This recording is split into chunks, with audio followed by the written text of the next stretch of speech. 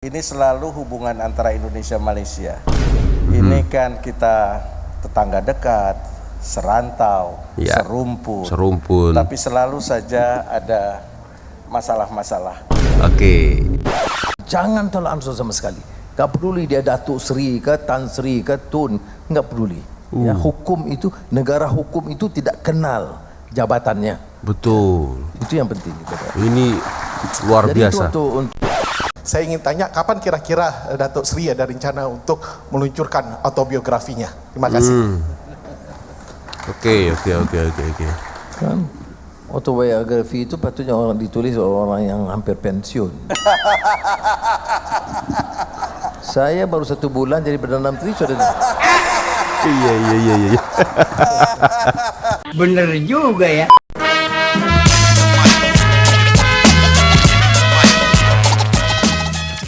Yo, what's up, Re? Assalamualaikum warahmatullahi wabarakatuh. Hai, Re, bertemu lagi ada saya di sini, Wak Lonjong. Salam Lonjong. Hiya.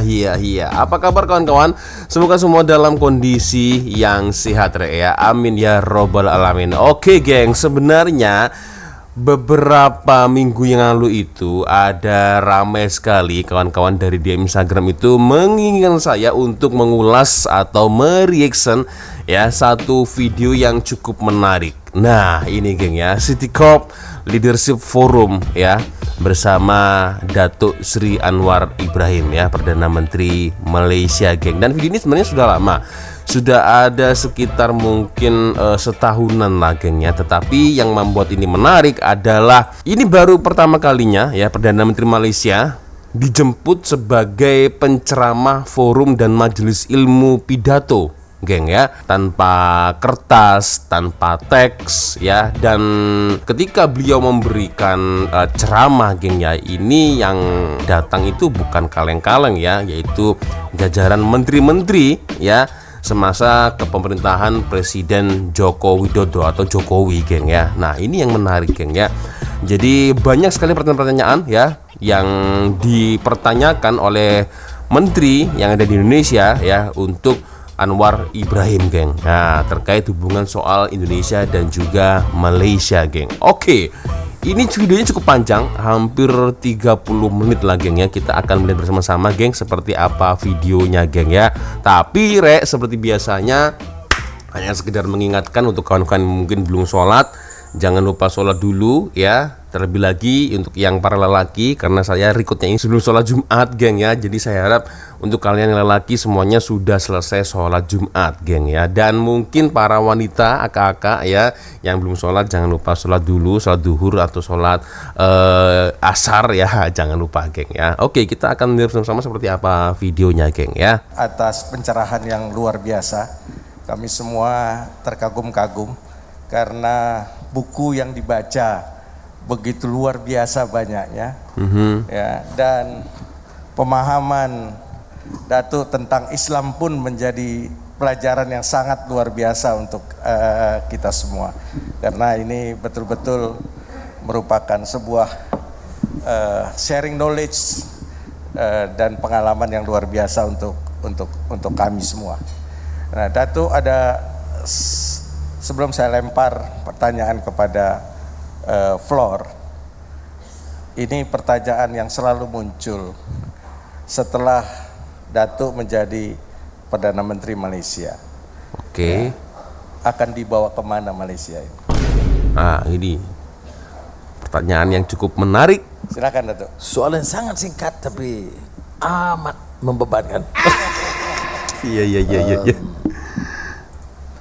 Dia gini, saya mau negara Malaysia yang demokratik dan adil.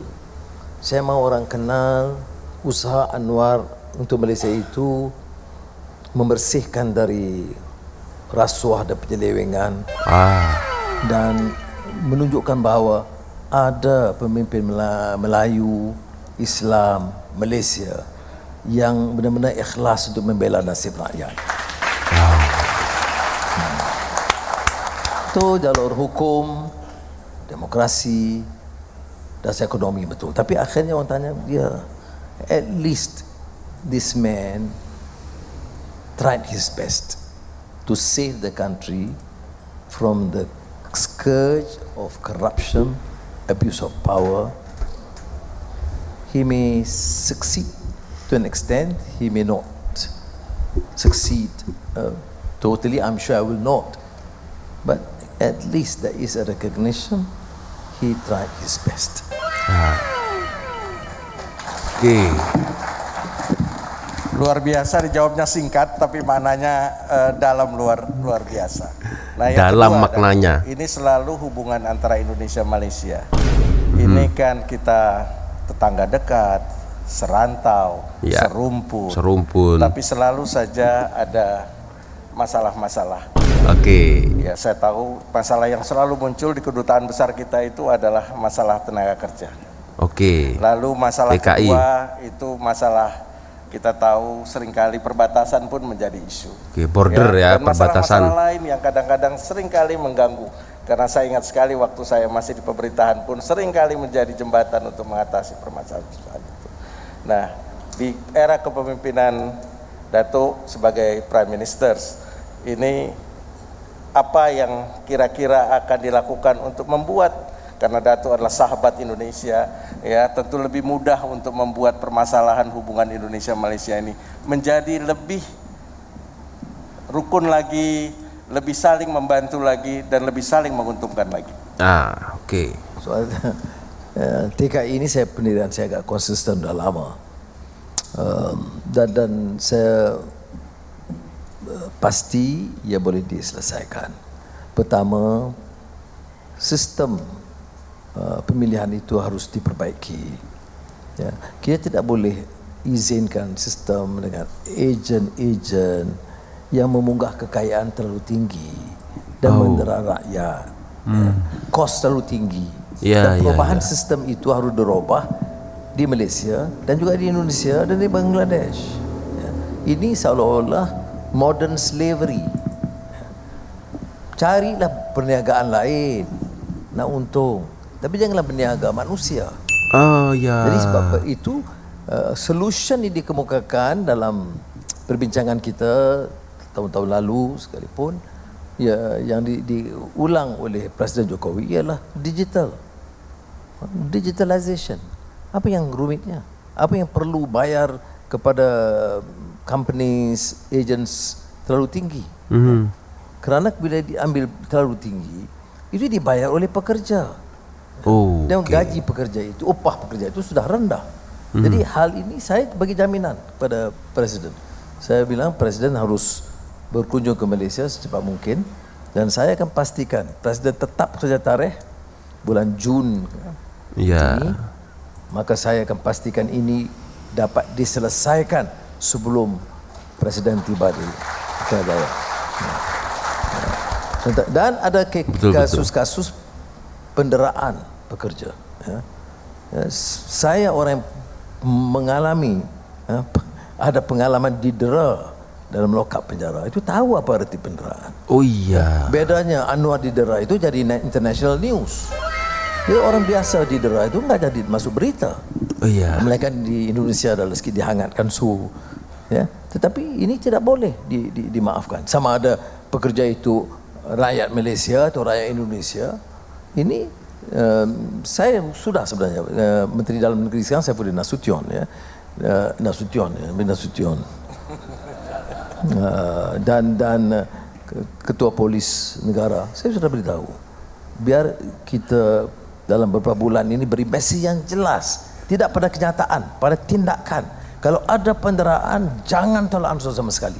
Tak peduli dia Datuk Seri ke, Tan Sri ke, Tun, enggak peduli. Ya, hukum itu, negara hukum itu tidak kenal jabatannya. Betul. Itu yang penting. Ini luar Jadi biasa. Itu untuk tapi yang penyelesaiannya ialah digital. Ya, kemasukan dan keluar pekerja itu melalui digital. Langkah pertama yang saya lakukan ialah mengarahkan supaya ada pemutihan. Sementara kita lakukan ini dalam bulan-bulan akan datang, kita putihkan. Jadi orang jangan rumitkanlah. Ya. Saya tahu tidak popular kerana pengangguran, unemployment itu sudah meningkat sedikit di Malaysia. Jadi bila kita ambil pekerja asing dengan mudah, itu tidak popular dari politik. Tetapi mereka sudah bekerja. Tidak adil, tidak fair. Kalau saya panjangkan sedikit. Tahu tak, masa kita 70-an, 80-an, dan saya jadi Menteri Pendidikan, saya masih ingat. Kita pada ketika itu kan anjak daripada aliran Inggris ke aliran bahasa kebangsaan, bahasa Melayu. Dan doktornya, pensyarahnya, dosennya, semua tidak cukup. Ya, terutama di aliran sains. Yuk kita merayu. Dan saya ingat lagi beberapa kali ketemu Presiden Soeharto untuk memberi keizinan khas antar puluh ribu doktor, guru, sains, dosen ke Malaysia. Jadi ada periode dalam sejarah negara kita di mana kita mohon bantuan dan pertolongan dari Indonesia. Jadi sekarang ini tidak dosen tapi yang datang pekerja, mahir dan sebagainya. Janganlah layani mereka dengan cara begitu jelek sekali. Jadi kadang-kadang pengajaran ini perlu. Jadi rakyat Malaysia juga harus tahu ya. Memang ada yang melanggar tata cara dan hukum, itu benar ya, undang-undang. Dan kalau kasus jenayah jangan kita maafkan. Jadi saya nak terangkan juga. Kalau kasus itu pekerja asing atau PTI, tetapi kasusnya jenayah, pukul orang, rogol orang, mendera orang, itu jangan kita anggap dia itu TKI. Kita anggap dia itu penjenayah. Oh iya, betul. Bedakan kategorinya. Jadi insya Allah kita akan betulkan hal ini. Ini menarik sih ini ya. Jadi harus melayani pekerja asing itu dengan baik, apalagi dengan permit yang lengkap kan, geng ya. Itu. Tapi kalau sudah ada case ya, jenayah dan lain-lain, itu jangan anggap dia pekerja asing, tapi anggap penjenayah. Ini menarik sih ini. Tadi yang kedua Perbatasan. Border. perbatasan. Itu Prabowo ada dia uruskan lah. Ya. Ini masa Pak Prabowo masih belum jadi presiden, geng ya. Itu ya kita putuskan sudah 60 tahun Malaysia runding. Jadi kita bicara dengan Presiden Jokowi dah ini 261 mesyuarat belum selesai. Jadi menteri luar pada di sini yang memang orang yang lebih mantap lah. Jadi itu ujian kepada dia untuk selaraskan dengan kementerian, dan insyaAllah hari Rabu kabinet saya akan tekankan mesti cuba selesaikan ya. Tapi janganlah ini kan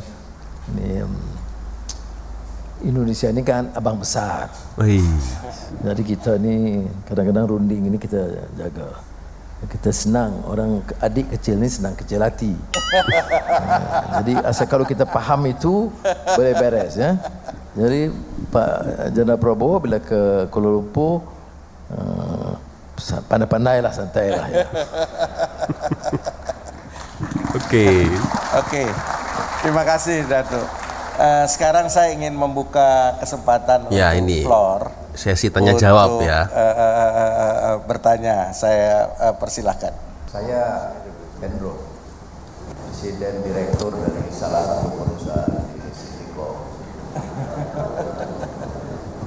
Saya ingin bertanya, pada saat ini kita lihat Agak kurang dengar nih importer soalannya. terbesar di dunia ini China.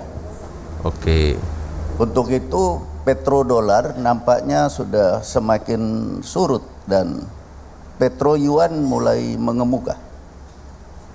Pertanyaan saya, apakah ada konsep dari Bapak Prime Minister untuk menyatukan mata uang Malaysia dan Indonesia untuk berjaga-jaga? Oke. Karena sampai sekarang kita berdua sangat tergantung pada dolar Amerika. Kalau ini begitu shaky, mungkin mata uang kita berdua akan sama-sama melemah. Dengan penyatuan mata uang kita sebagai sikap berjaga-jaga, kami juga mengharapkan supaya impor dari kedua negara itu bebas bea masuk. Oke. Mungkin kita akan bersatu, itu kita akan lebih teguh. Terima kasih, Pak. Iya. Ini kasih, Pak Hendro. videonya agak berat topiknya, geng ya. Jadi tonton sampai selesai. Komunikasi dia memang jauh lah sikit ya. kalau EU boleh masa terlalu panjang, terjuru, tapi saya tidak fikir ke arah itu. Tapi yang kritikalnya apa? Ya kerjasama yang benar-benar erat, a common concerted effort, satu strategi bersama. Umpamanya kelapa sawit, Indonesia sekitar 68% pengeluarannya. Yang kedua Malaysia. Ya, kalau kita ada kesepakatan itu OPEC dalam kelapa sawit. Cuma sudah diwujudkan sejak 2015 tapi tidak berkembang. Karena masing-masing lembab sedikit dalam tindakannya. Iya.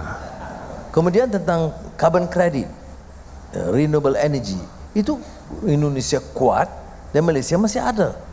Jadi kalau kita gabung tenaganya, kita boleh berdepan.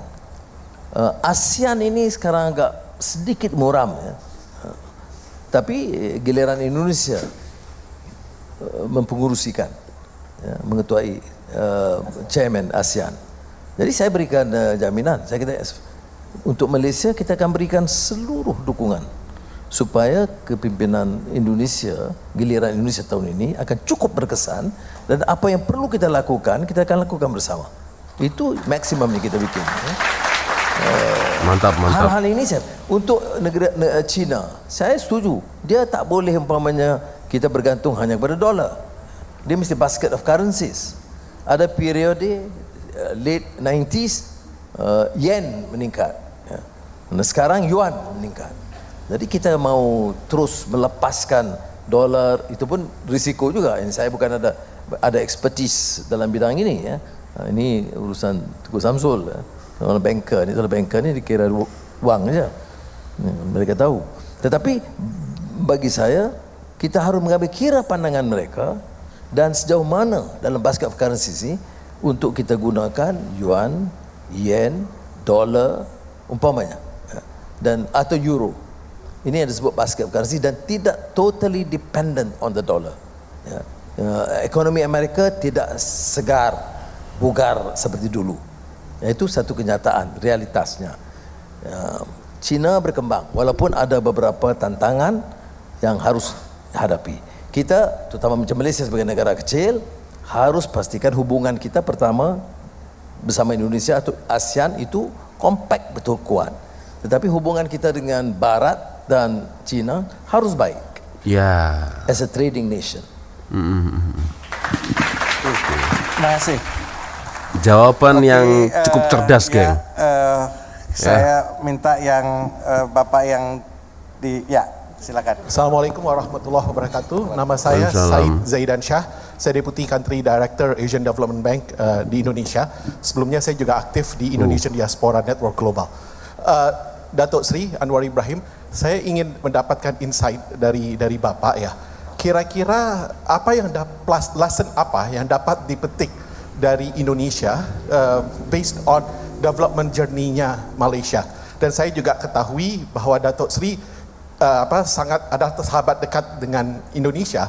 Oleh karena itu saya juga ingin bertanya, apa pelajaran yang Malaysia bisa petik dari perjalanan kebangsaan Indonesia? Jadi lessons that we can learn from each other. Pertanyaan kedua sedikit cheeky, there's a lot of life lessons that many can learn from you, Datuk Seri Anwar Ibrahim. Saya ingin tanya, kapan kira-kira Datuk Seri ada rencana untuk meluncurkan autobiografinya? Terima kasih. Oke. Kan autobiografi itu patutnya orang ditulis orang yang hampir pensiun. Saya baru 1 bulan jadi Perdana Menteri sudah. Iya. Bener juga ya. Iya. Saya ada menulis tentang rencana saya yang bukan political, my vision and ideas untuk Malaysia. Catatan saya bikin di penjara, kemudian saya perbaiki. Itu namanya skrip dan dalam bahasa Melayu Madani ya. Tentang apa maksud kemampanan atau sustainability, apa maksud caring and compassion. Apakah negara itu berkembang semata-mata dari sudut kekuatan ekonomi tanpa rahmah? Itu hal-hal yang saya pikir. Bagaimana kita pulihkan trust? Karena dalam sistem politik dunia sekarang ada trust deficit. Orang sudah mulai sinis dan curiga tentang politik dan politicians. Ya. Ini bukan semestinya baru. Saya fikir tahun 70-an lagi Herman Kahn menulis tentang politics and politicians as uncharismatic, low moral profession. Jadi kritikan itu ada. Bagi kita tidak fair untuk di-generalize, tidak semua. Tapi satu peringatan yang baik bahawa dalam dunia politik sekarang orang mulai mencemuh kerana keruntuhan nilai, kedangkalan ilmu dan kegairahan untuk memunggah kekayaan, tidak berkhidmat dengan ikhlas. Wah, ternyata geng, kesimpulannya beliau ini pengetahuannya sangat luas geng ya. Jadi dia pernah membaca literatur ya, dari mana-mana buku yang pernah dia baca, dia aplikasikan ketika berceramah geng ya, seperti di forum-forum umum seperti ini geng ya. Wah, bukan kaleng-kaleng geng ya, serius. Ini cerdas ini geng ya, luar biasa. Jadi kalau ditanya pengalaman dari Indonesia, kalau ekonomi ya saya sebut tadi 1-2 isu yang saya belajar. Indonesia pun ada keupayaan untuk melakukan beberapa anjakan ya, tengok. Dasar umpamanya zaman Soekarno, Soeharto tentang pembangunan, kemudian adjustment tentang ya, soal justice dan kemiskinan. Itu hal-hal yang anjakan itu harus berlaku. Tidak semestinya saya dalam melihat setuju semua ya, seperti mana perkembangan di negara China. Kita tidak boleh meremehkan ya, kerana China ini kepintarannya ialah dia boleh laku anjakan, umpamanya dari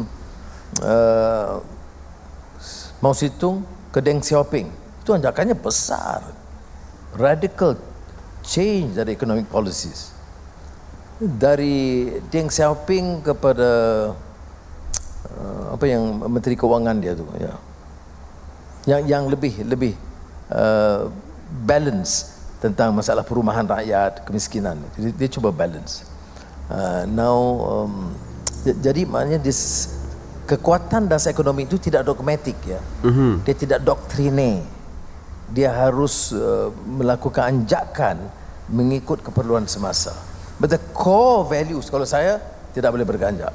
Tetapi adjustments itu mesti mengikut kenyataan. Ini yang dilakukan. Kalau saya belajar dari segi itu, dari ya, kalau pelajaran pengalaman saya itu kecil lah. Saya bukan cuma sudah cerita bahasa Anwar, jadi banyak yang boleh ditimba. Di Indonesia sendiri umpamanya, saya sebut tadi beberapa tokoh-tokoh besar.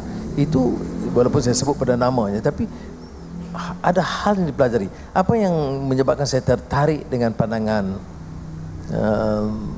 Wapres Bung Hatta umpamanya, itu kerana dia dapat melihat keperluan merakyatkan ekonomi lebih daripada yang lain ya. Bahawa bagi dia tu perencanaan ekonomi itu harus dilihat, dinilai, assessmentnya dari segi merakyatkan ekonomi.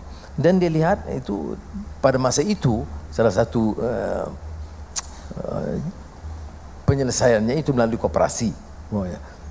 Itu mungkin spesifik, tapi yang maksud yang menarik perhatian saya tentang Hatta itu ialah bahawa dia itu secara konsisten menekan keperluan mengangkat harakat martabat rakyat bawahan dari sudut ekonomi. Itu hal-hal yang saya mampu pelajari dari mereka. Dan tentu yang lain, termasuk beliau ini mempelajari sejarah Indonesia juga geng, sampai-sampai dia beliau menyebutkan wakil presiden Hatta. Wah, ini dah lama banget itu geng ya. Oke. Luar biasa. Yang berikut mungkin yang senior dulu ini. Sering membaca ya, beliau tadi, ini membaca sejarah. Pak Oso, oke. Pak Hidayatul Wahid, silakan. Mulia Bapak Dr. Datuk Seri Anwar Ibrahim. Assalamualaikum warahmatullahi wabarakatuh. Ini menteri juga nih, melanjutkan yang disampaikan oleh rekan-rekan semula, dan saya tentu menjadi bagian dari yang sangat mendukung dan apresiasi atas dukungan yang mulia atas kepemimpinan Indonesia terhadap ASEAN pada tahun ini, dan mudah-mudahan itu adalah salah satu pintu besar dari apa yang dahulu Yang Mulia pernah sampaikan tentang pentingnya renaissance daripada kawasan ASEAN. Saya berharap itu juga menjadi bagian dari yang diprogramkan oleh Yang Mulia. Berikutnya Yang Mulia, tentu saja Yang Mulia sangat terhormat dan sangat dikenal di kalangan negara-negara OKI.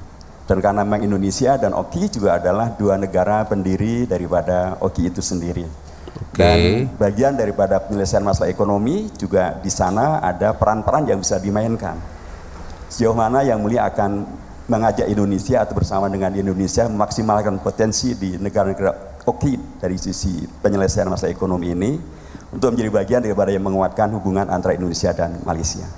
Dan yang terakhir Yang Mulia, tentu saja bagian daripada fakta tentang OKI adalah OKI ini dahulu didirikan untuk membantu perjuangan bangsa Palestina.